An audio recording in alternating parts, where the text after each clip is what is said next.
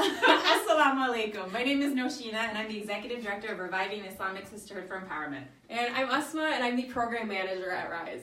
We have a very important message for you today because tomorrow is February 6th and the electoral process begins by caucusing. And most of you are probably like, what is a caucus?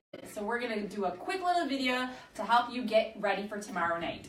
Okay, first things first, tomorrow, February 6th at 7 p.m., you should be at your caucus. If you don't know where to go, check out mnvotes.org and you'll find out your polling and your caucus location.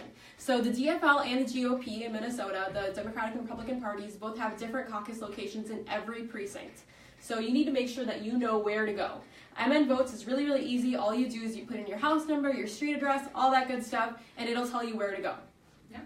Now you're probably nervous because you're wondering what happens at a caucus, what am I going to do there, what to expect. So bring somebody along with you, all right? People from your neighborhood, people from your city. I am actually bringing my daughter who's 17 years old. She turns 18 right before the November elections and I'm getting her engaged by bringing her to the caucus tomorrow night. I'm also bringing my neighbor. I've also talked to people from my mosque, from the masjid. There's 7 people that I'm bringing from the masjid with me. So bring others along. Start with your house. You could bring your spouse, bring your mom and dad, bring your brothers and sisters, bring grandma, grandpa, anybody with you that is eligible to vote, because when you show up together, it's easier. So build your squad.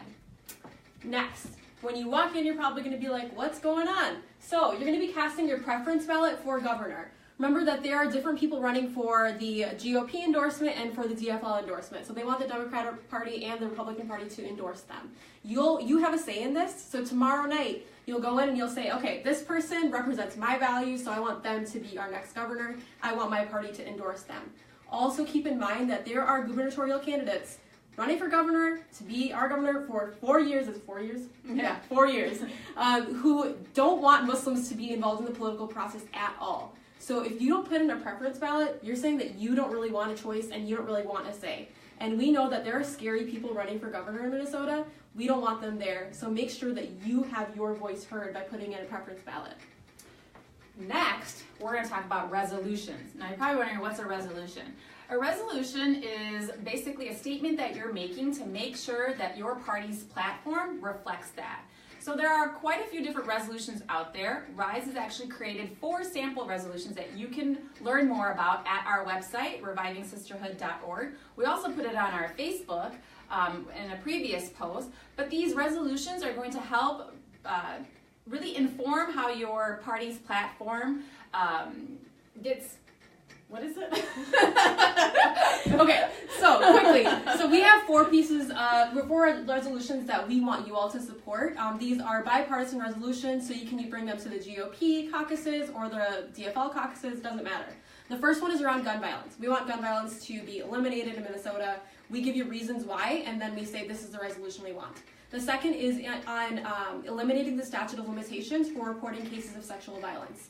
The third is on making sure that Muslims and everybody is involved in the political process and that no gubernatorial candidate, nobody can exclude any of us from the process. And the fourth... You're talking about the holiday bill? No, it's about hate crimes yes, and property crimes. So we want to make sure that any property crimes that are hate crimes are treated as hate crimes. So we have a resolution for that as well. So we are kind of all over the place with the resolutions because we know that these are things that matter to our community. So if those things matter to you as well, check out revivingsisterhood.org. You can print those resolutions out and bring them to your caucus and represent them as your resolutions. All right, and then the last thing is to become a delegate. Guess who was a national delegate? This lady. Okay. So delegate actually requires a lot of time commitment. We're not going to lie, okay? You're going to be asked to attend additional meetings and events after the precinct caucus. So be prepared for that, especially because we want you to become a delegate that goes all the way to the state convention. And the state conventions this year are actually going to happen during Ramadan.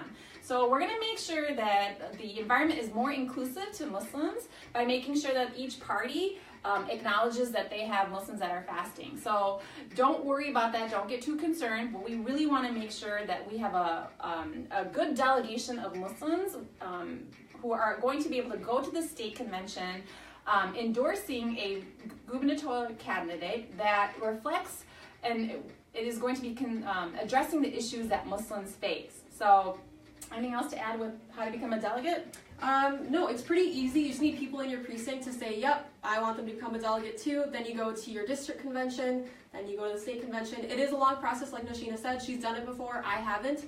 Thinking about it, I might do it. But it's really exciting. You get to meet really, really cool people, other people that, you know, want to have a say in who becomes the governor, and people know who you are. So you should go represent us well. So the #1 goal for tomorrow night is show up. If you don't show up, then you don't have a voice. And if you don't have a voice, then the issues that matter to you don't get resolved. Nobody pays attention to them. And we want to make sure that the issues that are being faced by Muslims, and especially Muslim women, are addressed.